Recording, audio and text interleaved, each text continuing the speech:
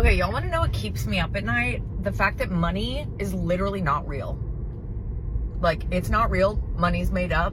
Like, there wasn't some sort of deity or God or divine power that just like dropped down and was like, this is money, this is how much this is worth, this is how much this is worth. Like, no, we have literally been walking around with made up paper and numbers in our bank account saying, you know, this is how much this rock is worth. First of all, where does the worthiness come from? How do we determine what's worth what? Like, how do I determine that this rock is worth $10, but I don't know why I'm thinking rocks, but then the other rock is worth 20,000? Like, it's literally made up. Like, money is just an exchange of energy, and it just, I think about it way too much. And yeah, I don't know.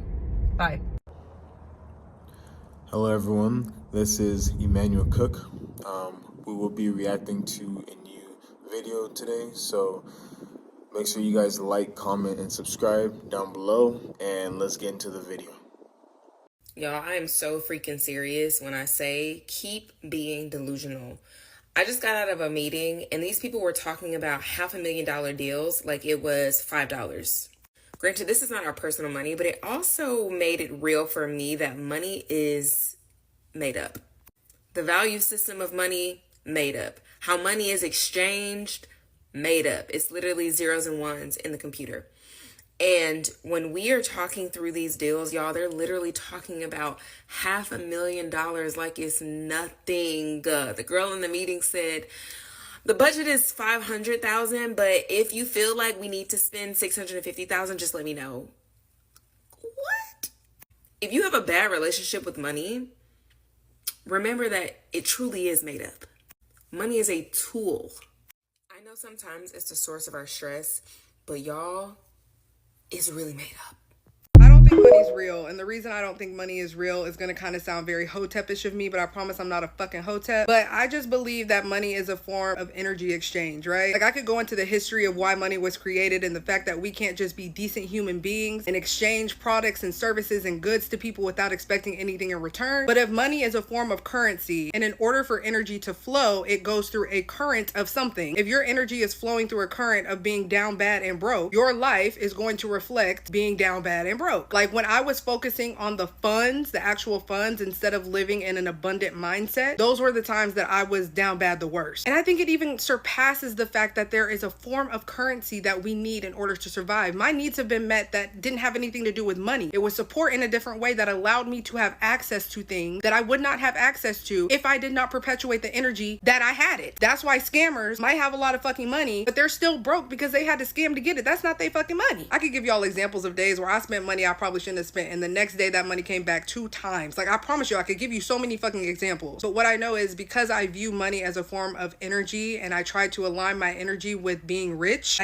I'm not broke. I'm not a broken person. It's not real. Only the idea of money is real. Money is not real, and when I mentioned this on my last post, y'all went crazy for me to go in depth. But in order to explain this, I first have to break down the history of money, so let's go. Before we had money, we would trade services. For example, I'm a CFO and a financial consultant. Say if I wanted legal services, I will go to a lawyer and say, hey, I will trade with you a financial consultation for a legal consultation. Or we could use commodity like seashells, tobacco, stock, rice, etc. But this became extremely difficult, especially when you're dealing with crops as commodities. For instance, there are times when something like tobacco doesn't hold the same amount of value as it once did, let's say months before. Crops obviously fluctuate depending on the season. So this is when we start moving on to coins as currency. We would use coins made out of real gold and silver. But real gold and real silver is obviously very, very difficult to carry around, so we start to store it in banks. You would trade in your real gold, silver, or whatever thing of value that you had, and the bank would give you a paper receipt, also known as a banknote. This is where paper currency comes in. In simple terms, a dollar is like a credit note.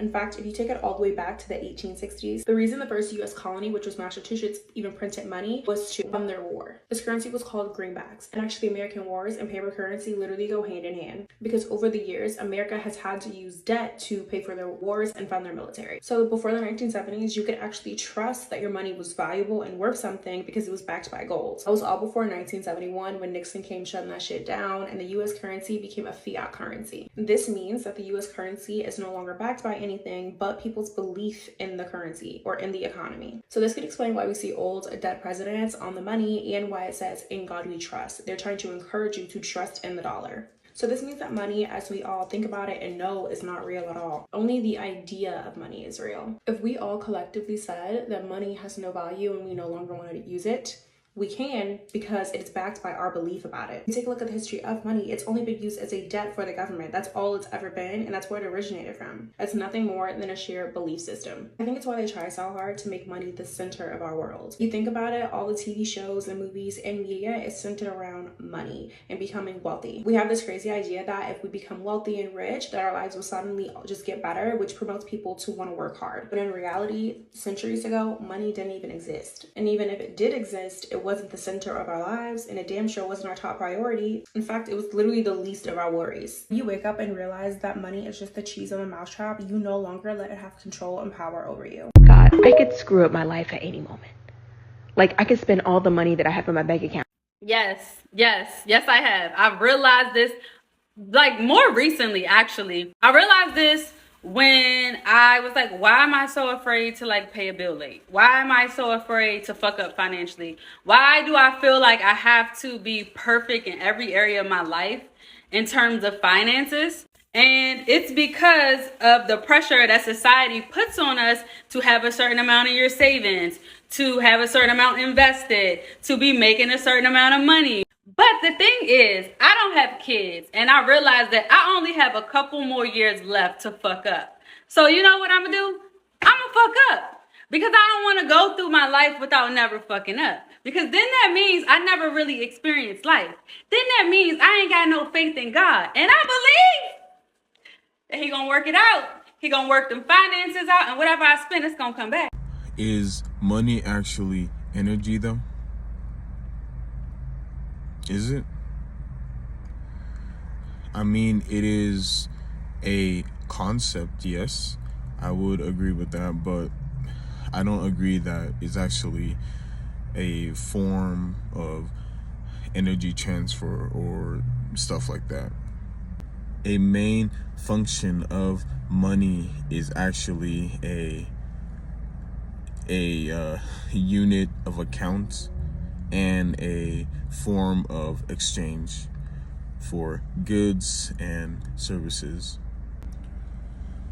Always being in a state where you are just extremely poor is just a horrible feeling, you know? Always feeling ashamed, as if like just not having enough money, and always like feeling anxious as you scan items and stuff like that. It's just a very just stressful way to live. Always being stressed about how much stuff costs, and just stressing, always stressing about bills and rent and these things in life, and it's just not a good way to live, you know? Money isn't real, and if you think you understand this, you don't, and here's why. You probably understand that money has no intrinsic value, but almost no one understands the extent to which this is true. Sure, money is just pieces of paper. It itself doesn't have value, and neither does gold, which is just a random metal, even if it happens to be rare. Small tribes will trade stuff like precious flowers, and even though these things have no inherent value, they have to at least exist, right? Wrong. There was one tribe that traded ownership of a statue as their currency, and while you could say the ownership was in people's heads, the statue did actually exist. But that was until they had a flood and they tried to transport the statue and it ended up sinking. Left on new land, you would expect this tribe's economy to collapse or for them to have to get a new statue, but what happened was they kept trading ownership of the statue that they didn't even have. The statue was underwater and literally could have disintegrated by now, yet they still traded ownership of the statue as if it did exist. And the point here is that currency or money never needs to be backed by anything real. All it needs to be backed by is the fact that everyone agrees that this is what we're calling valuable, even if that thing doesn't exist in reality. If you you want to stop stressing out about money and start attracting it instead, listen up. You know why I no longer stress about money? Because I learned the truth. I see money for what it is. First of all, money isn't real, and it's not. I know you're looking at me right now like, what is this bitch talking about? Probably looking me up and down sideways like, huh? And listen, I get it because I was once thinking the exact same thing. First of all, money is made up. It's literally made up out of thin air. All that money is a representation of energy that we exchange for things and experiences that we find valuable. And we as modern human beings collectively agreed that certain things would cost certain amounts of money. But there was no actual deity that dropped from the sky, handed us a guidebook and said, this is what money is, and this is what each object and each thing costs. No, we are the deity that made up money. Do you get that? Like, we are the deity that made up money. You made up money, I made up money, we all made up money together. We literally created a whole system that would just make it so much easier to trade X to receive Y, and created dollar bills and zeros in the bank account to represent that exchange. And here we are, sitting here getting stressed about made up numbers when they're literally made up. So I know you're asking, how do we free ourselves from the trap of money stress? We start seeing money for what it is. Energy. And what is energy, you ask? Energy is infinite. Energy is limitless. Energy is boundless. And there's literally as much of it as we could possibly ever want. There is more than enough to go around for everybody. And there's more than enough for you to have as much of it as you want, as well as me to have as much of it as I want, as well as everyone else in the world to have as much of it as they want. All you got to do is learn how to transfer the energy of money into physical, tangible cash money by creating value and have people exchange money for that value. And you want to know what the coolest shit in the world is? You can make up those numbers. You can literally make up that value, and you will receive that value as long as you have people agree to what that value is worth, which is where the beautiful skill set of sales comes in. So all this to say, you have access to limitless amounts of money, and you can make as much of it as you want. With infinite creativity comes infinite amounts of money. So that means you are the only one who determines how much creativity you want to tap into and how many products and services that you want to put out into the world. Knowing this truth is why I never stress about money. As long as I tap into my innate creativity and channel all the possibilities available to me, my business will always thrive. I will always have money, and I will always have wealth. Let me know if you want me to talk more about money by commenting below. To me, cash just doesn't exist. If it's not coming into my bank account, it's not real money. So everything I buy with cash technically is free if you do the math. Money doesn't buy happiness. Money isn't everything. Money isn't going to fix all of your problems. I just paid my rent and I only have $20 left in my account. And my first paycheck for this new job that I just started, that doesn't come through until next week. And I'm running out of gas in the car that I need to use to get to work. If you're rich, stop talking. Okay, stay out of this. Don't forget to like, comment, and subscribe down below, and let's continue the video. I don't like that the only advice y'all can give somebody is to go get some money. If I ever come to you about a situation that I actually need real advice on, you just tell me go get some money, I will never come to you again, because that just tells me you lack emotional intelligence. Yo, mama died and somebody be talking about, oh, go run a checkup. She wouldn't want to be down sad. She wants you to go live your life. Go find a business. Go file a LLC. Like, bro, shut the fuck. And I ain't gonna act like sometimes we don't be in the slums because our money be funny. Because sometimes the solution is to go get you a bag and go run up you a check. But some of y'all have to understand that check is not going to sponsor some of the character development that you've been missing out on because you think you can fill all your voids with some money. That's not it, baby. Like, you're suffering, you're crying inside, you need somebody to talk to, and everybody just keep telling you go run a bag up, and now that's been your way of coping. Now all you do is work hard. You don't got a lick of emotional intelligence up in you. You don't even know how to express a thought because all you know is, I'm saying I need to go get some money. Like, whoa, go pray. You know, I really don't understand why people let money get in between relationships. And I'm not talking about partner relationships. I'm talking about family relationships. Like if someone's died or if someone's in medical need or something like that, it always comes back to money. And they get so vicious. It's not a joke. Like, people will disown you and it's not even like it's life-changing money. It's fucking chicken change. And chicken change, I'm talking about, what, a couple thousand? But the way these people are carrying on, it's like you've taken their fucking life savings. It's very bizarre to me. Like, I could understand if it was life-changing money. Like, to me, life-changing money is like 60k, 70k, 100k. That's life-changing money. But for fucking 2.5, 3 grand, are you taking the piss? And you want to go to war with your family member over that? I understand that sometimes it's not about the money, it's about the violation, which I get, and it really does depend on circumstance. But lately, I've been hearing people talk about family members that are going to war over a couple £100. It's not making sense to me. It really isn't. And don't get me wrong, I'm not talking about if, someone's borrowed you £500, £600, that you just need to leave that, because at the end of the day, money's money. Do you know what I mean? But I'm talking about like when family has to chip in, especially when it comes to funerals or weddings or occasions or something like that. Now all of a sudden people are looking up in the air like they don't have any money, or that they can't get by, or this, that and the third. And to me, it's not even about what you give. It's because you give nothing. Like, you've contributed nothing and you've given nothing, yet you're turning up with your fucking long bellies and long hands trying to take. And I'm sorry, I can't stand that sort of behaviour, and I'll always call it out because it's wrong. And I'm not going to sit there and let you violate me when you've contributed nothing, but you're the most to have opinions about Wagwan. It's not happening.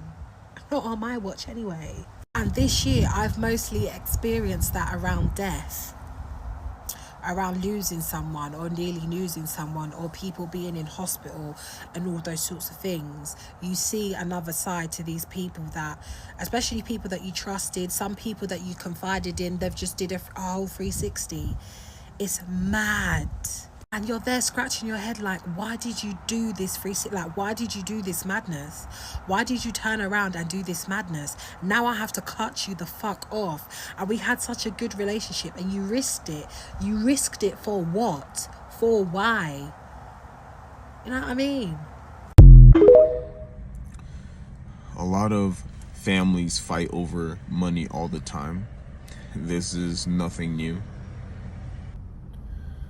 If there is an inheritance anywhere, and family member dies or stuff like that, like, I have seen people just argue over who gets what and just stuff like that. Tell me if this is girl math or regular logic, but if I have $7,000 in my saving account and my checking account says I have $200, I only have $200. And if that checking account goes down to $20, my checking account can go to 24 cents. I only have 24 cents. That $7,000 is not my money. That's future me's money. And she would fuck me up if I touched her money. Okay? So if I got $7,000 in my bank account and you decide that you wanted to ask me for some money, babe, I don't have the money. I genuinely do not have that money. Like, I mean that to the bottom of my heart. Yeah. Yeah. I have maybe never felt secure about money in my entire life. And so now here I am, I'm almost 30, and money is like the biggest pocket of shame that I carry around with me, because I have this harmful story that I am not good enough to deserve having enough money. That there's lots of stuff that I've been doing wrong. That I'm not skilled enough, that I'm not talented enough, that I don't work hard enough, that I will never have enough. And that because of what I've done, even not what I do today, because of what I've done, I've dug myself a hole so deep that I'll never get out.